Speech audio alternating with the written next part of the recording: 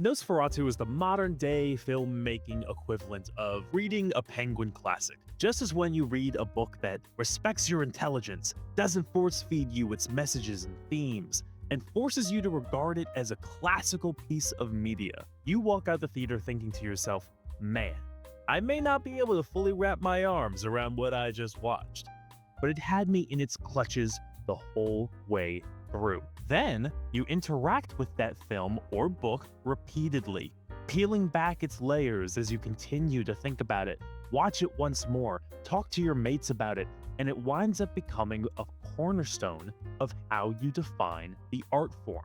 At least that super melodramatic tale is how I feel about Nosferatu. Like any of Robert Eggers' prior works, Nosferatu is not a film that you just watch. You experience it, you digest it, and sometimes you just let yourself be absorbed to all its expertly crafted parts. The movie follows a girl named Ellen, whose life and marriage to her husband Thomas is slowly threatened by a count named Orlok in a distant land with a not-so-distant demonic spirit and vampiric tendencies. That story unravels to be more, of course, that I will not talk about here for spoiler reasons, but you cannot talk about Nosferatu without discussing its multiple main stars. First and foremost, Big Daddy Bobby Eggers, man. Holy cow. If you have not seen his other stuff, please go watch it. If you have not seen his other stuff and worry that movies today are losing their artistic background and are just content algorithm schlop, then I'm not asking. So much care comes into every single frame and line of this film that you can't help but feel the love of the art form from the people creating it. Eggers and his team fully transport you into 1800s Germany in what genuinely feels like a nightmare. Instead of the darkness of night in this movie, it is replaced by this deep blue, allowing this dreamy moonlight feeling to dominate the screen, while giving room for shadows and even darker than night elements and themes, such as Orlok's hand slowly creeping across a bed, become all too real.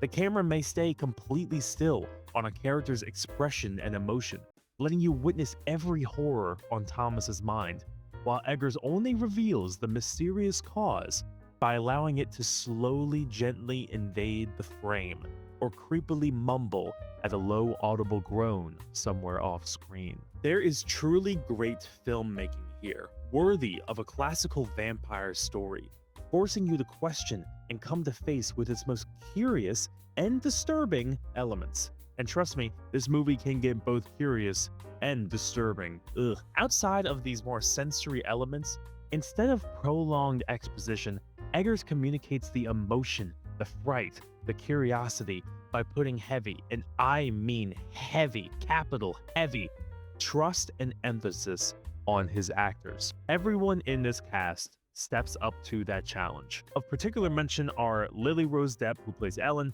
Nicholas Hoult as Thomas, and an always captivating Willem Dafoe as a doctor obsessed with the occult. Lily Rose Depp especially, man. She can really portray a woman who just feels like she cannot wake up from the worst nightmare that you can imagine. But then there's this movie's second star, Billy Skarsgård as Count Orlok. Let me tell you, if I could go to the casino and bet on his representation of Orlok as the newest classic movie villain for the history books, I would bet both my and my grandma's mortgage. Orlok here is a sight to behold, with a stunningly haunting performance and expertly crafted design that scratches the uncanny valley itch in your brain. It feels like someone who looks like a corpse given a new lease on life with the world's most confusing blood type. All these factors are firing on all cylinders throughout Nosferatu's runtime, taking you on this journey with, the whole Shrek-like onion metaphor I said earlier. While the story that unfolds here is relatively simple in that typical classic setting, right? You're not necessarily here for that story. Sure, it takes some fun twists and turns. Okay, less fun and more highly disturbing, but still, you're not here for that. You're more here for how that story is told, how it unfolds, and the manner in which it is displayed to you. And for that, it gets the 3rd star, which is the Shrek analogy, baby. Here we go. You know I love thinking about a movie long after it's over, and this movie is the epitome of that.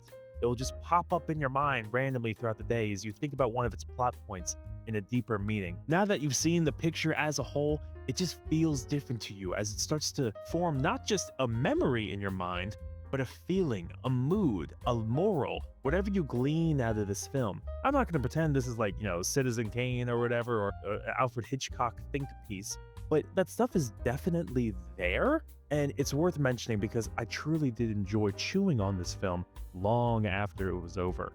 If I have any gripes with the movie, it is that with its approach to just general horror techniques in its latter half, I wasn't the biggest fan of.